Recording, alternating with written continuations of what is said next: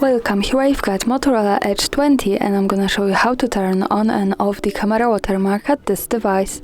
So let's start by tapping on the camera button to open it, and for now we are on standard photo mode. From here let's go to the right corner button to open the advanced camera settings, and here we have to pick the photos category. At the last position we have watermark option here, so let's pick it to get access to timestamp watermark and device watermark. By using these buttons from the right we can turn them on and turn them off as we need. As you can see, we get also access to short preview how these watermarks look like, but for now let me keep them turned on. Let's have a look how they look like on the real photo, so let me take a picture. Now let's tap to this button from the right that follows us straight to the gallery, and this is my photo.